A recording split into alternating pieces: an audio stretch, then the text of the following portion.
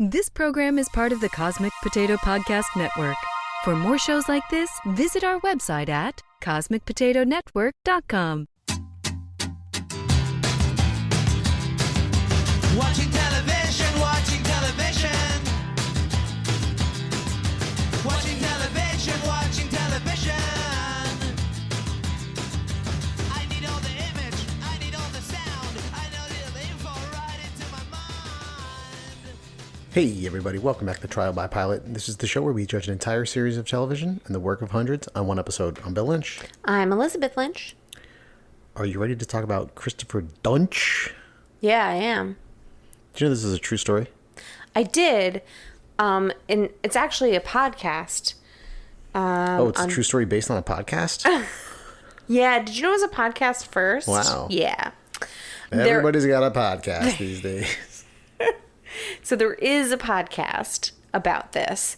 And I had considered when we were going to do this, I was like, all right, should I try and binge this podcast real quick so that I can have some background on the story? Because I really didn't know this story at all. Then I just decided not to. It became like I didn't have enough time to really binge it and get into it. I don't think I had heard of Dr. Death before this. Yeah, me neither. I just missed it in pop culture. But it was a big thing, a big story. What year was this? Do you remember what it said? 2017 was the culmination of everything, so I think it started a little bit before that. Okay. Yeah, I mean, I guess these are spoilers if you care about what happened to the real life Christopher Dunch and what will probably happen if you didn't already make some assumptions. Yeah. But he was accused of injuring 33 out of 38 patients he did surgery on. What an insane rate. It's insane that you could be a surgeon and get to even your third patient at that point. Right. You know what I mean? Yeah, so for anyone that has absolutely no clue what we're talking about. Yeah, sorry, let's back up.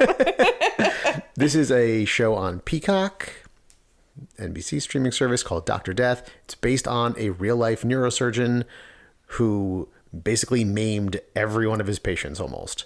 I mean, just absolutely butchered every procedure and killed some people. Killed 2 people. And it's not he was doing back surgery. Mm-hmm. So maiming someone in back surgery is you're fucking them up for the rest of their lives. Yeah. And so, I didn't read too much into the true life tale, but in this first episode, it's a question is this guy a sociopath who's doing this on purpose? Is he just completely inept and has somehow slipped through the cracks of the system? No one really knows. And they go into that pretty quickly. Right. It's not a big secret. You find out right away that this guy's fucking up pretty bad. All right, go ahead. Go into the summary. I just feel I have so many thoughts. We haven't really gotten into the episode yet. It starts off with voiceover testimonials of these patients that he's maimed. Yeah. Are we seeing him getting booked or something? Or, maybe. I think it's zooming in on his face as he's in prison garb. Maybe it's when he finally went to trial or something because he looks much older. Yeah, maybe he's been in prison for a little while that must have been at this point. Yeah, because then they flash back 5 years earlier to 2012. So it took place over the course of 5 years. And we meet Madeline Bear, who is, signing in to the doctor's office. She's getting prepped for back surgery with Christopher Dunch. And 3 days later, they jump around a couple times, back and forth between days. We see her getting revision surgery done by Alec Baldwin's character. Mm-hmm. And so he talks to the circulating nurse about the original procedure, and he's kind of not trying to throw Dunch under the bus completely, but kind of being honest, it didn't exactly go great. And then he finds out from Christian Slater's character, a lot of big names in this show. Quite a cast. All-star cast. We should say Joshua Jackson plays Christopher Dunch. Mm-hmm. Or Pacey, as some of you might know him from Dawson's Creek. Not I. he finds out from Christian Slater's character that Dunch like has a track record of mishaps. So he already knows that he's fucked up surgeries in the past, including like some catastrophic incidents, including cutting like some major nerve and turning someone into a quadriplegic. And so Alec Baldwin says he just did that same surgery 2 days ago and cut the same nerve. And Christian Slater's character is like flabbergasted, like, no fucking way. Like, you have to be kidding me. Yeah. And so they find out that he has 2 surgeries the first thing next week. So like, we need to do something now. This guy's going to like screw up more people's lives. Right. And this is the point where I believe I asked, what is all the red tape? Why can't he just be fired on the spot? Like, if you have, I mean, that is a major surgery. Like, you're working on, you're cutting somebody open, and like, you have complete control over them, basically, at this point. Sure. So it's like, if you have any doubt in your mind that one of the surgeons in your hospital is going to do something wrong, you can't say, you need to go on probation. Like, we stop all the surgeries. But like, it doesn't work that way, I guess. I mean, I certainly don't think that these 2 are necessarily like his direct supervisors. So they might not be in a position of power to say like, you're not doing this surgery. So they probably have to go through the proper channels. And to do that, they need to prove that it's been his fault. Because throughout the show, Dunch like blames it on everybody else. Right. Every time he comes out of a surgery, he's like, this nurse was fucking up. This anesthesiologist did something wrong and gave this person the wrong anesthesia. This person did something. But 33 out of 38 surgeries, Sure. he has somebody to blame every single time. Yeah, yeah. They didn't say that number in the show, so I don't know where we're at in that Right. timeline. It's just it was just like mind-boggling to me that like, for, I don't know, name like any other job where it's like, you know what, we're just going to sit you out here. And like, but a surgeon who's cutting people open, you don't have to. I don't know. All right, keep going. So then we get a flashback to another surgery where he's meeting with a client, Mrs. Keller, after he left Baylor, which is where I think Christian Slater's character knew him from, where he's messed up pretty bad. And so the husband is asking like, yeah, you know, we were reading about this situation in Baylor, how this woman died. And that's when he blames it on the anesthesiologist. Right. Says it was an allergic reaction. You know, everybody makes mistakes. And she's like, but you don't make mistakes, right? He goes, I don't make mistakes. And so and she's mad at her husband for bringing that up too. She's like, be quiet. Like, he doesn't want to disrespect him, you know? And so he's prepping for surgery. He's very, very rude to the nurse. And the surgery goes super long. Like, I think they said it was like 4 hours longer than it was supposed to be or something. Yeah. And it's something like, it's just like a spinal like fusion. Yeah. That's typically like, I don't know, an hour or 2 procedure, like very simple. Yeah. And so the hospital administrator asks, you know, finds out from the circulating nurse that it went long and then asks him about it. And he's like, it went exactly how long it was supposed to. And he's like, I don't have complications. Like, so he's just supremely confident, but in a totally unlikable way. Yeah, like, I don't see how anyone could like him. And when they're showing him, he is like fucking hacking. Like, look, I'm not a surgeon, so I don't know how it's supposed to go. But typically when you see like surgeries going on, it's like precise, like very delicate, whatever. And he's just like hacking and like throwing the bloody instruments like on the tray. Who is this guy? Yeah. Which was basically like the circulating nurse had that kind of like attitude about him the whole time. Like, what the fuck is up with this guy? Yeah. You know?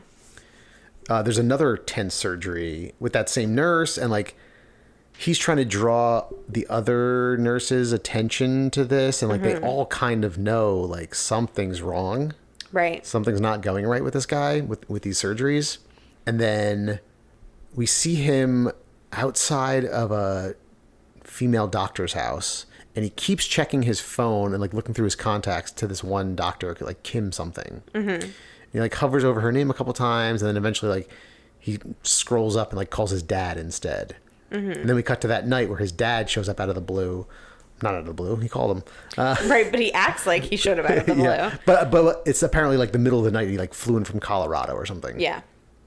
But they end up arguing.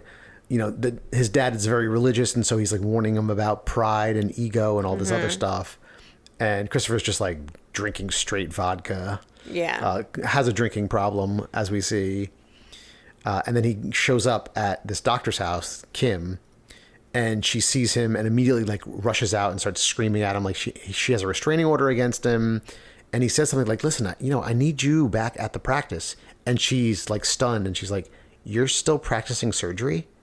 Yeah. And then, you know, something else comes up and he blames it on somebody else, you know?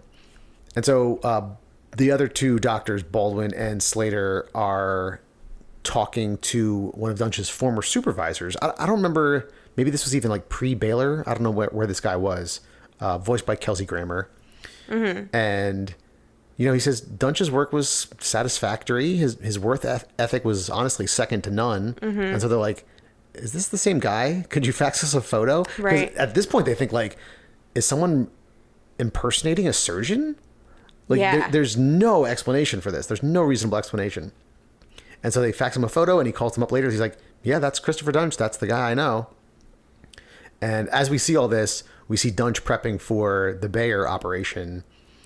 Instead of seeing how Burke is doing, the woman who he operated on the day before, who is like unresponsive. Right. He fucks something up, and now she's like not even responding. She's not even coming out of it. So I think that's where it ends, right? Because now I'm getting into like my notes. So he's doing the surgery, and it's confirmed that this is actually Christopher Dunch. The old supervisor is like, yep, that's him. That's him. And that's where the first episode ends. What'd you think? I was pretty intrigued. I thought the writing was a little heavy-handed at times.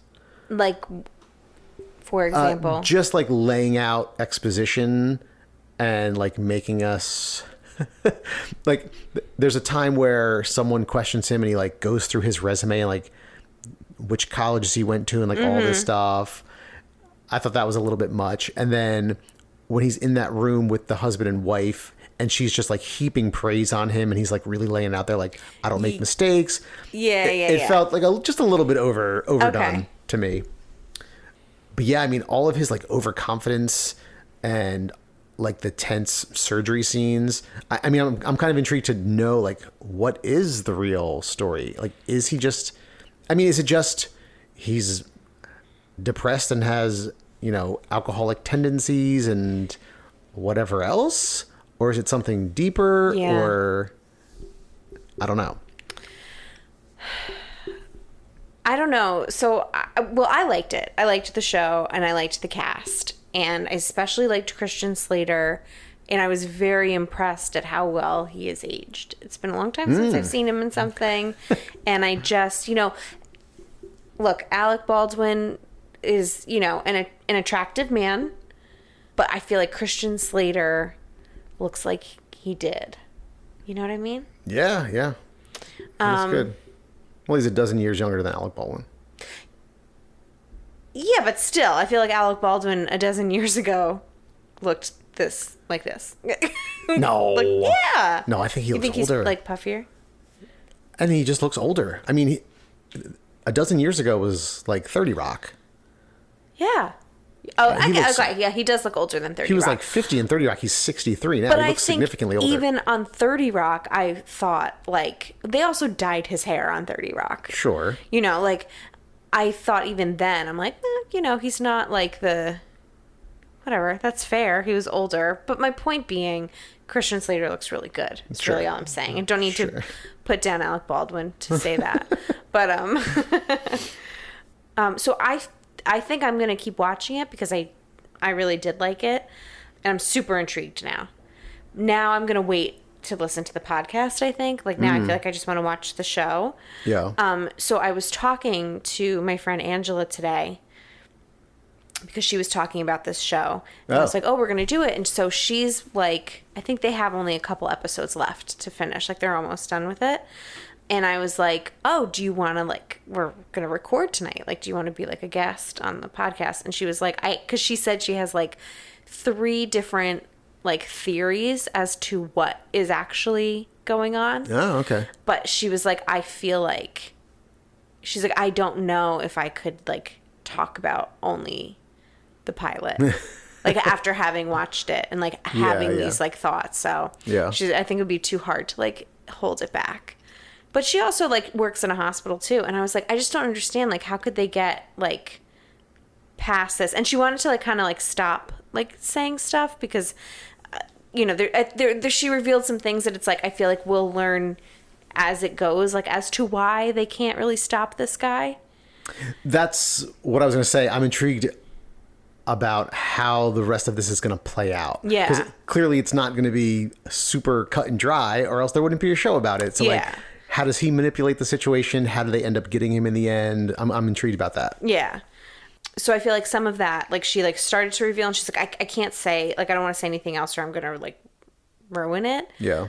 Plus she still has like a little bit more to go, but she does work in a hospital. And she said like, there is something about surgeons and they really are kind of untouchable. Like, even in the state of Pennsylvania where she works, it's like, I say that just because they're in Texas or whatever, but like, there is something like, you know, there is like an ego to that. I mean, they're not all sociopaths killing people, but there is something where like I guess maybe they kind of like do have this like God complex. And like that a nurse isn't going to step up to them or tell them what to do. I mean, I think that really is what is the main issue here, is that no one in those operating rooms feels like they can say, this is not right. What you're doing is wrong, because they're the nurse or assistant or whatever it is. And they can't like tell them that. Yeah. Like there's a hierarchy. Yeah. But everyone in that room is watching him and they're like, he's killing this person. You know what I mean? Like, but I mean, to me, like, that's understandable. Like, sometimes you just can't question, you know, someone who's your superior in certain situations. Mm-hmm. But, like, how does he get hired at a new hospital with this track record? I'm sure it's all been documented. Like, is he just really lying and throwing other people under the bus for each of these situations? Like, is none of it on his record for whatever reason? Yeah, I'm just curious, like, how all that stuff is, like, tracked and recorded, and like, are they like allowed some sort of like immunity or privacy in their, you know what I mean? Like on their records or something, like not having to disclose stuff. I don't know. Yeah. I'm just saying, like, I wonder what it is. Yeah. No, I don't think you can not let people see your record if you're getting hired. If you're a surgeon, you need to know, you know, what your past surgeries were and what the results were, right? Yeah. I mean, people lie on resumes. That's true. But people also have to give references. Yeah.